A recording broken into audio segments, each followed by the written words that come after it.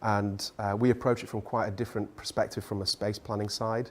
And I think that we've got kind of the spaces and scenarios for creativity kind of wrong in a lot of organizations. And I'm hoping that you guys will humor me for a brief experiment to see kind of what your spaces are like. So if you wouldn't mind just putting your palms face up on your knees and taking a very deep breath in through your nose and exhale for twice as long out through your mouth. And I don't know how you best imagine. If it helps you to close your eyes, please feel free to do so. If it helps you with your eyes open, then again, please feel free to do so.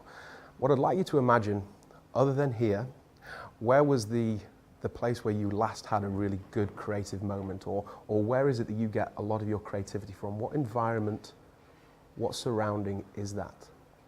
And picture it in your mind, crystallize that image. And to help you crystallize the image, I'd like you to imagine what you can see, what you can hear, what you can taste, touch, and smell. And once you've got that really defined in your mind, I'd like you to reorientate yourself back in the room. Please come back. Right, okay, quick show of hands. How many of you guys were imagining this creative environment and you were with other people? So how many were imagining collaborative creativity? Right, okay, interesting. And how many were imagining that they were on their own? Okay, difference. So there's a difference there. Some people like doing it together, some people like doing it individually. Now this one's just for me. How many of you guys were, and ladies too, were imagining that they were at one with nature? So they were taking a walk or they were in the woods. Very interesting. Right. And how many people were imagining that they were sat at their desk at work?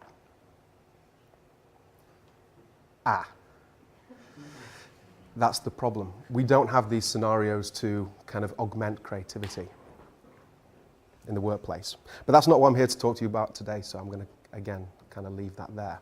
What I'm here to talk to you about is scenario planning. So, and I'll just read the quote out. The task is not so much to see what no one has yet seen, but to think what nobody has yet thought about that which everyone has seen. So if you focus on the last two lines, it probably makes it a little bit easier. It's thinking in a different way about things that are kind of obvious and everyone's already thinking about. I believe we all do scenario planning, and I probably should give a better definition of what that is. It's kind of planning for the future.